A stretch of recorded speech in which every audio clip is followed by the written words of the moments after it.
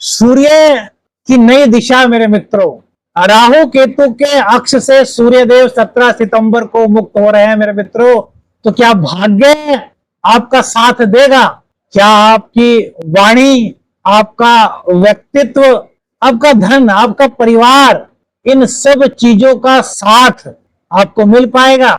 आपके आत्मबल में इजाफा होगा मेरे मित्रों, या फिर कोई शक और संदेह की भावना आपके अंदर आ सकती है, या फिर जो संदेह आपके मन में थे किसी बात को लेकर के वो दूर हो सकते हैं। व्यक्तित्व की आभा जो है आपका, जो आपका आकर्षण है, जो आपका शरीर है, जो आपका स्वास्थ्य है, क्या वो निरोगता की ओर बढ़ेगा? जीवन में आशाओं का सवेरा हो रहा है, या फिर कुछ चुनौती हो सकती है? जी हाँ मेरे मित्रों, नमस्कार मेरे सिंह राशि के मित्रों, स्मार्ट ऊर्जा एस्ट्रो चैनल में शाबरमन साधक प्रवीण आपका स्वागत करता है। आज इन्हीं सब मुद्दों से जुड़े हुए ग्रहों के क्या संकेत हैं, इस वीडियो में बात करेंगे मेरे मित्रों। 17 सितंबर 2025 को सूर्य देव, जो कि आपकी राशि के स्वामी हैं, फिलहाल केतु के साथ चल रहे हैं। वो राहु और केतु के अक्ष से मुक्त होकर के कन्या राशि में प्रवेश करेंगे। युवराज, यानी कि ग्रहों में जिनको युवराज की संज्ञा दी गई है, बुध जो कि सूर्य के मित्र हैं, उनकी राशि में प्रवेश करेंगे। तो इस राशि परिवर्तन से आपके जीवन में ग्रहों के क्या संकेत हो सकते हैं मेरे मित्रों, इसी पर चर्चा करते हैं।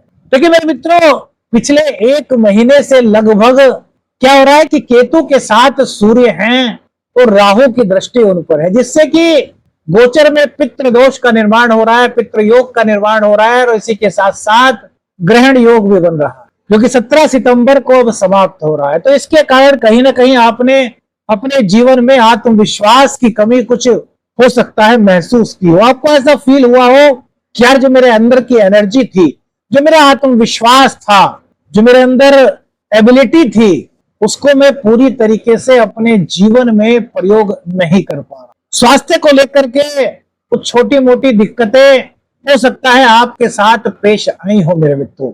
आपकी जीवन शैली, या फिर कहें जीवनचर्या, जिसको हम दिनचर्या कहते हैं, वो भी शायद नियमित न होकर के कुछ हल्का फुल्का उसमें भी मेरे मित्रों चेंज हुआ था। यदि ये सब मेरे मित्रों आपने अपने जीवन में अनुभव किया है, तो समझिए कि यह ग्रहण योग और पितृ योग की वजह से आपके जीवन में हो रहा है। दाम्पत्य जीवन में आपके लाइजनिंग की कमी, पार्टनर के साथ वो आशानुरूप आपके संबंध ना हो पाना जो आपके बहुत अच्छे चल रहे थे, उनमें कुछ हल्का फुल्का सा आपको कुछ फर्क शायद महसूस हुआ।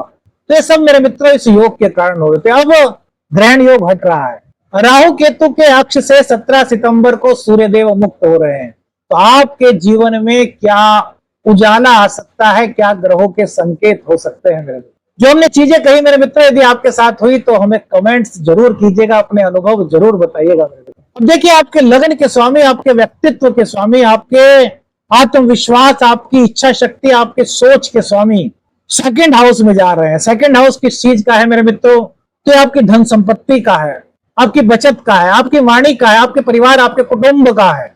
बोलने का ढंग, खान पान, भोजन की आदतें, स्वाद, शिक्षा की प्रारंभिक जो बुनियाद है, वो भी सेकंड हाउस से ही देखी जाती है।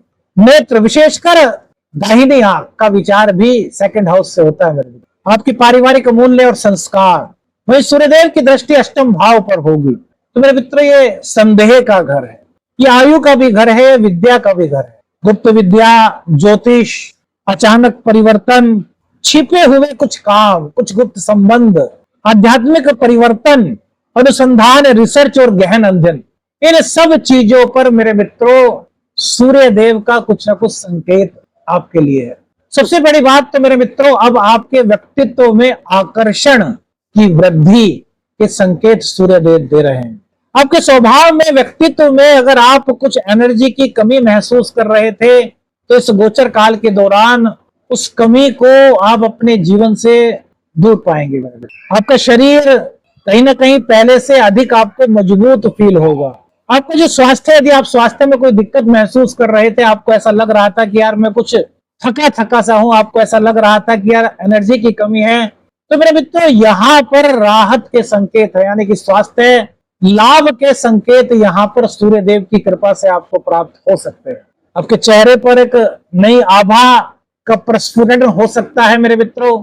इच्छा शक्ति और सोच अब पॉजिटिवनेस की ओर अग्रसर हो सकती है, क्योंकि राहु और केतु दोनों को कहीं ना कहीं नेगेटिविटी का कारक हमारे ज्योतिष शास्त्र में माना गया है। आपकी जीवन शैली में सुधार की संभावनाएं, और इसी के साथ साथ इसको कहते हैं ना कि यार आपका सोचने का तरीका, जो आपके स्किल्स हैं, जो आपकी एबिलिटीज हैं, जो आपके अंदर गुण हैं, उन सभी में आप कहीं ना कहीं मेरे मित्रों पॉजिटिव वाइब्स को फील कर सकते हैं।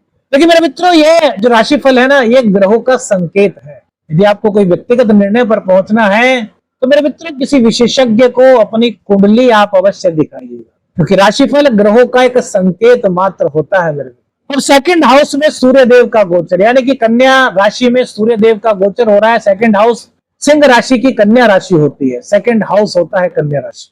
तो यहाँ पर धन संपत्ति मेरे मित्रों, धन के मामले में कुछ आप दिक्कतें फील कर रहे थे, आपको कुछ उलझन हो रही थी, आपकी जो बचत है वो खर्च हो रही थी, आप बचत नहीं कर पा रहे थे, तो यहाँ पर आपको पॉजिटिविटी के संकेत अब मिलते हैं। आय के नए स्रोत आपके बन सकते हैं, बचत की ओर आपका अब ध्यान जा सकता है। कुटुंब और परिवार के साथ आपके रिश्तों में मजबूती के संकेत यहाँ पर सूर्यदेव मेरे मित्रों दे रहे हैं। आपका जो बोलने का ढंग है ना मेरे मित्रों, जो आपकी वाक पटुता है, जो आपकी बोलने की शैली है, उसमें मेरे मित्रों सूर्य का प्रभाव। सूर्य किस चीज के कारक है? सूर्य हमारे मान प्रतिष्ठा के कारक है, हमारे स्वाभिमान के कारक हैं, हमारे आत्मा के कारक हैं, तेज के कारक हैं, उजाले के कारक हैं, प्रकाश के कारक हैं। तो वाणी में एक अलग प्रभाव आपको देखने को मिल सकता है। आपको अब ऐसा फील हो सकता है कि जो व्यक्ति आपकी बात को सुनकर के आपसे प्रभावित नहीं हो पा रहे थे, अब वो आपकी बातों को लेकर के काफी गंभीर महसूस कर रहे हैं, यानी कि वो आपकी बात से कहीं ना कहीं अट्रैक्ट हो रहे हैं। आपकी वाणी में, उसको कहते हैं ना, सूर्य देव की कृपा के कारण आपकी वाणी आकर्षित हो सकती है मेरे मित्रों। आकर्षण का गुण आपकी वाणी में आ सकता है। आपकी भोजन की आदतें, यानी कि आपको अच्छा अच्छा खाने का मन हो सकता है, तो ऐसा लग सकता है कि यार अभी तक तो कुछ नहीं कर पा रहे थे, अभी कुछ बोझ सा महसूस हो रहा था, लेकिन अब मैं अपने आप को कुछ फ्री सा महसूस कर रहा हूँ। आपको ऐसा फील हो सकता है कि यार अब एक नया रूप रंग मेरे अंदर मुझे महसूस हो रहा।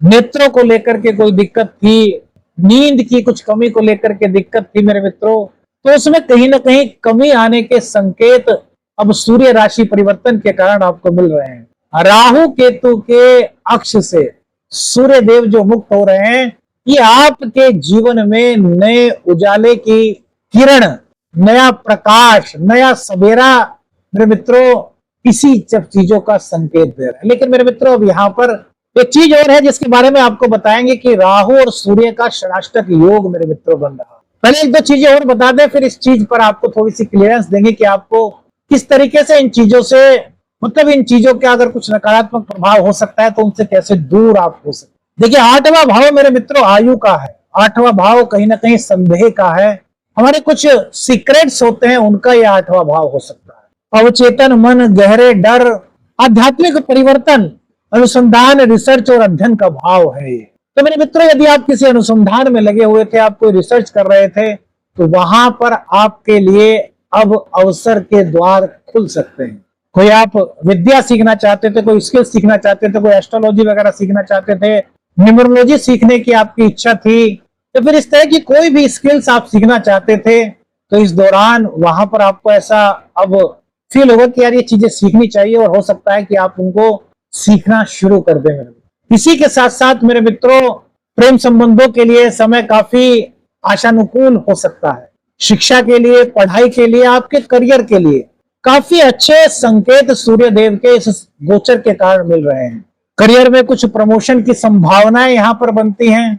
बॉस से यदि आपकी कुछ अनबन चल रही थी, तो अब बॉस का सपोर्ट इस गोचर काल के दौरान आपको मिल सकता है। यदि आपका प्रमोशन ड्यू था और वो किसी वजह से डिले हो रहा था, तो मेरे मित्रों 17 सितंबर के बाद जो सूर्य देव की कृपा के कारण आपका वो जो प्रमोशन ड्यू था, उसकी संभावनाएं मिलने की आपको यहाँ पर काफी ज्यादा दिखाई देती हैं।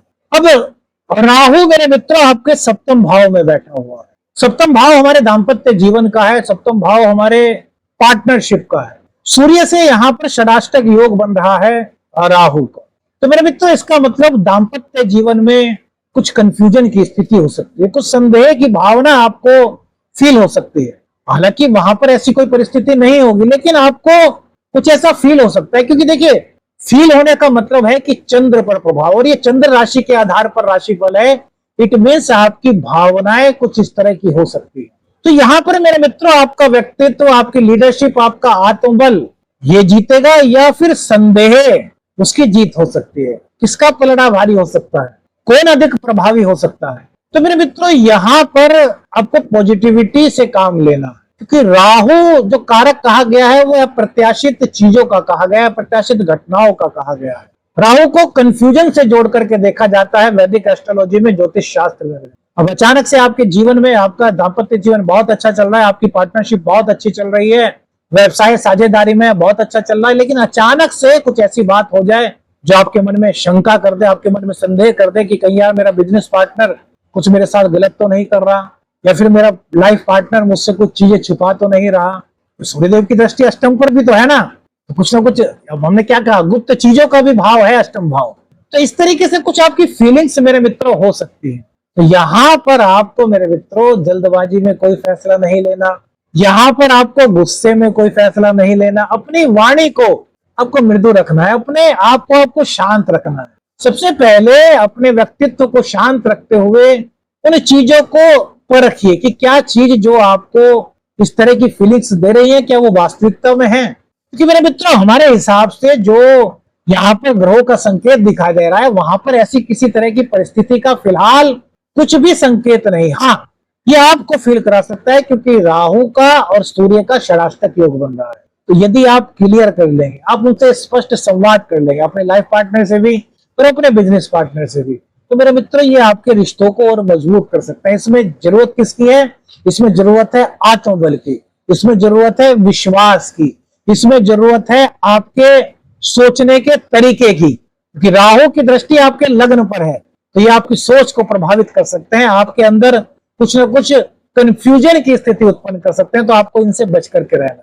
अब मेरे मित्रों यदि आपकी कुंडली में ग्रहण योग बना हुआ है, या फिर आपकी कुंडली में सपोज कीजिए आपकी कुंडली में ही सप्तम भाव में राहु बैठे हुए हैं, या फिर आपकी कुंडली में राहु और सूर्य या फिर चंद्र और राहु की युति बनी हुई है, या फिर आपको ऐसा फील हो रहा है कि यार कुछ तो मेरे मन में चल रहा है, मुझे समझ नहीं आ रहा कि यार ये संदेह है क्या है, आप इसको समझ नहीं पा रहे, तो आपके लिए मेरे मित्रों वैदिक एस्ट्रोलॉजी के अनुसार एक उपाय है जो आप कर सकते हैं बुधवार और रविवार दोनों में, कि कहीं ना कहीं राहु की नेगेटिविटी के असर को कम करेगा और सूर्य देव जो है उनकी जो पॉजिटिविटी है वो आपको अधिक दिलाने में मदद कर सकता है। तो क्या उपाय है मेरे मित्रों?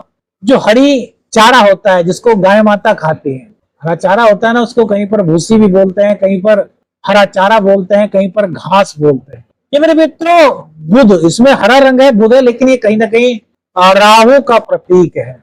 और सूर्य का प्रतीक क्या है मेरे मित्रों? सूर्य का प्रतीक है गेहूं, तांबे का लोटा। तो मेरे मित्रों आप तांबे के लोटे में जल भर लीजिए और गौशाला वगैरह में चले जाइए, वहां पर थोड़े से गेहूं और चोकर, गेहूं होता है ना और चोकर होते हैं, उनको लेकर के जाइए। गेहूं और चोकर जितनी आपकी सामर्थ्य है, आधा किलो, पाव भर, 1 किलो, जितनी आपकी सामर्थ्य है उसको लेकर के जाइए। गेहूं और चोकर को मिक्स कर लीजिए और उसी में वो हरी घास जो होती है उसको डाल दीजिए। सबसे पहले गाय माता की जो चारों चरण है मेरे मित्रों, उन चरणों पर वो थोड़ा थोड़ा जल डालिए और उसके बाद जो गाय माता का मस्तक होता है इस पर थोड़ा सा जल डाल करके आपको गाय माता को तिलक करना है। किसका? हल्दी का तिलक। यहाँ बृहस्पति को आपको इंक्लूड कर लेना है क्योंकि राहु की दृष्टि बृहस्पति पर भी है मेरे मित्र, और बृहस्पति इस वक्त पुनर्वसु नक्षत्र में, अपने नक्षत्र। और उसके बाद आपको वो जो गेहूं, चोकर और हरी घास है वो गाय माता को खिला देना। ये उपाय प्रत्येक बुधवार और प्रत्येक रविवार कर सकते हैं, या फिर हफ्ते में 1 दिन कोई सा भी बुधवार लगातार कीजिए, लगभग 5 या 7 बार। तो यहाँ पर राहु की नेगेटिविटी मेरे मित्रों इस उपाय से कम हो सकती है और राहु की पॉजिटिविटी में इस उपाय से इजाफा हो सकता है और आपके जीवन में कहीं ना कहीं सफलता की राह आपको प्राप्त हो सकती है। कौन सी चीज राशिफल की सबसे ज्यादा आपको अच्छी लगी? हमें अपने अनुभव कमेंट करके बताइए। वीडियो अच्छी लगी तो मेरे मित्रों लाइक और शेयर कीजिए, चैनल पर नए हैं चैनल को सब्सक्राइब कीजिए। आदेश आदेश रखने हर हर